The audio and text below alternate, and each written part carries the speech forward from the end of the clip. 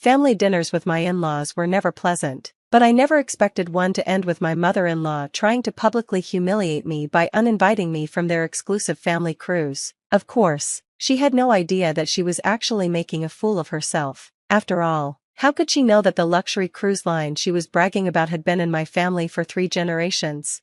I'm Sophia Anderson, 28 years old, and this is the story of how my mother-in-law's attempt to exclude me from a family vacation backfired in the most spectacular way possible. Growing up as the daughter of James Anderson, owner of Royal Crown Cruises, I learned early on not to flaunt our family's wealth. Dad always said that true class isn't about showing off what you have, it's about how you treat others. That's why I chose to work my way up through different departments of our cruise line, learning every aspect of the business from the ground up. I met my husband Michael at one of our ports 3 years ago. He was working as a marine biologist, conducting research on coral reef preservation, one of the environmental initiatives our cruise line was supporting. What drew me to him was his passion for his work and his complete disinterest in material wealth. When we started dating, I didn't tell him about my family's ownership of Royal Crown Cruises. I wanted him to know me as just Sophia, not as the cruise line heiress. Michael was everything I could have wanted in a partner: kind, intelligent, and genuine. His family, however, was a different story entirely, particularly his mother, Victoria. From the moment we met, Victoria made it clear that she found me lacking. "Oh, you work for a cruise line?" she'd said during our first meeting, her nose wrinkling as if I'd said I cleaned fish. "In what capacity?" "Customer relations," I'd replied, not mentioning that I was actually the director of guest experience for the entire fleet. Victoria had simply sniffed and turned away. Michael's family wasn't wealthy, but they desperately wanted to appear so. Victoria was constantly name-dropping and talking about luxury brands, while her husband Thomas quietly paid off their credit card debt. Michael had distanced himself from their materialistic lifestyle, which was one of the things I loved about him. When Michael and I got married last year, we had a simple ceremony on one of our small private islands. Though I told his family it was just a quiet beach wedding, Victoria complained endlessly about the lack of extravagance, never realizing she was standing on property worth more than she'd see in 10 lifetimes. "Really, Michael," she'd sighed during the reception, "couldn't you have chosen somewhere more prestigious? I'll have to tell my friends it was a destination wedding just to save face." Michael had squeezed my hand under the table, and we'd shared a private smile. We'd agreed early in our relationship that we'd keep my family's ownership of Royal Crown Cruises private, at least until his parents showed they could handle the information responsibly. That moment hadn't come yet. Instead, Victoria had spent the past year making increasingly obvious hints about her disappointment in her son's choice of wife. She'd send me links to job postings for better positions, suggest expensive clothing stores I might want to consider shopping at, and make comments about how some people just don't understand the importance of maintaining appearances. I took it all in stride, partly because Michael was worth it, and partly because I knew the truth would come out eventually. I just didn't expect it to happen quite the way it did. Last week, Victoria invited us over for a family dinner. She was practically buzzing with excitement as we sat down at her carefully arranged table, complete with rental china she was trying to pass off as family heirlooms. "I have wonderful news," she announced once everyone was seated. "Thomas and I have decided to treat the family to a luxury cruise." My ears perked up at this. I knew every cruise line's itineraries by heart, and I was curious which one she'd chosen.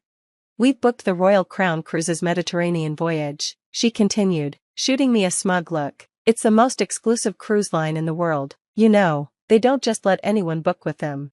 I had to bite my lip to keep from laughing. While it was true that our cruises often had waiting lists, it was because of our commitment to exceptional service and environmental responsibility, not social exclusivity. "That's wonderful, Victoria," I said carefully. "When is the cruise?" "Next month," she replied. "We've booked the owner's suite. It's the very best accommodation they offer. I'm sure you've never seen anything like it." I definitely had seen it. I'd helped design the latest renovation of that suite last year, but I just smiled and nodded. "The thing is," Victoria continued, her voice taking on a tone of false sympathy, "we could only book one suite, and it's really meant for immediate family." "Mother," Michael interrupted, his voice warning. "No, let me finish." Victoria held up her hand. "Sophia, dear, I hope you understand that this needs to be just family. You can surely find something to do while Michael enjoys some quality time with his parents and sister."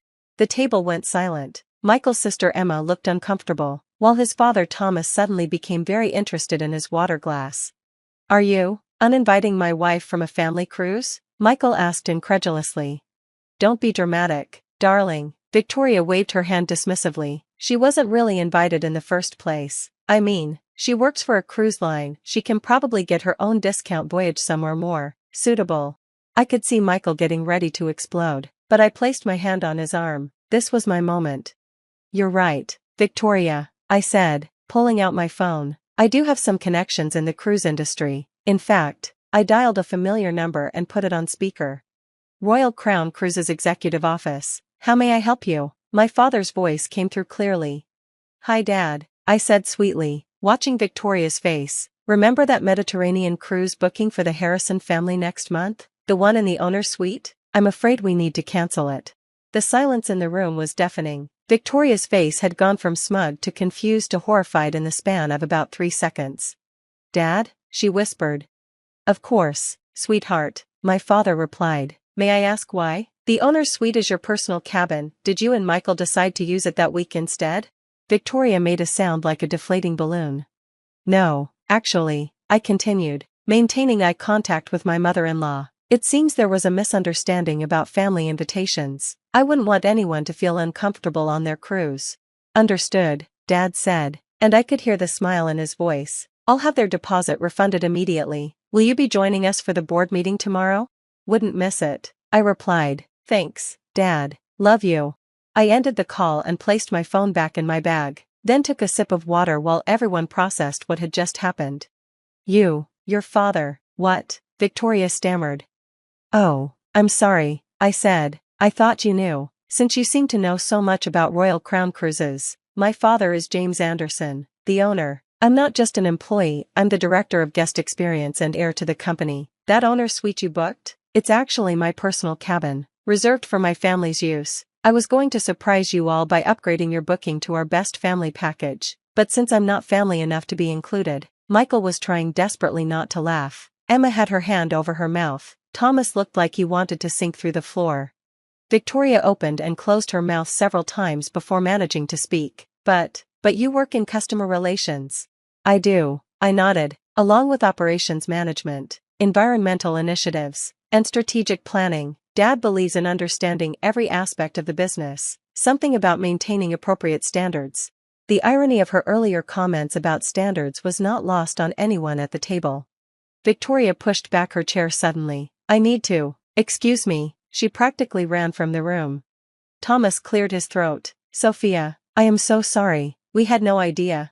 "Of course you didn't," I said kindly. "We kept it private because we wanted to be treated normally. Michael loves me for who I am, not what I own. That's all I wanted from his family too." "I can't believe Mom tried to uninvite you from a cruise you own," Emma said, finally letting out the laugh she'd been holding in. "This is better than any reality TV show." Victoria didn't return to the dinner table that evening. We heard her upstairs, alternating between crying and making phone calls, probably to all the friends she'd bragged to about her upcoming luxury cruise. As we were leaving, Thomas pulled me aside. "Is there any way to, could we possibly? The cruise booking?" I smiled. "I haven't actually cancelled it, but if it's going to happen, some things need to change." Over the next few weeks, Victoria underwent a remarkable transformation. Gone were the snide comments about my job and the not-so-subtle digs about social status. Instead, she became almost comically polite, constantly praising Royal Crown Cruises and awkwardly trying to show interest in my work. "I read an article about your coral reef protection program," she mentioned one day, clearly having done some homework. "It's very impressive." "Thank you," I replied. "Would you like to learn more about it? We're actually doing some exciting new research." Slowly, painfully, Victoria began to realize that her obsession with status and appearances had nearly cost her family an amazing opportunity not just for a luxury cruise, but for a real relationship with her son and daughter-in-law. A month later, we all boarded the Mediterranean cruise together, Victoria, Thomas, Emma, Michael, and me. I'd kept my word about upgrading them to our best family package, with connecting suites and VIP access to all the ship's amenities. On our first night at sea, we had dinner at the captain's table. Victoria was uncharacteristically quiet as she looked around the elegant dining room. "Sophia," she finally said, her voice softer than I'd ever heard it, "I owe you an apology. Not just for the dinner incident, but for everything. I've been so focused on appearing wealthy that I couldn't see what real class looks like. Which is what? I asked. Treating people with respect, she replied, like you and your father do. I've been on this ship for less than a day, and I've seen how the crew looks at you not because they're afraid of you or impressed by your title, but because they genuinely respect you. I reached across the table and squeezed her hand. Welcome to the real family business, Victoria. The rest of the cruise was transformative for all of us. Victoria stopped trying to impress everyone and started actually enjoying herself. Thomas revealed a surprising talent for karaoke at the ship's nightclub. Emma fell in love with our marine biology program and ended up applying for an internship. And Michael? He just smiled and said, I told you they'd come around eventually.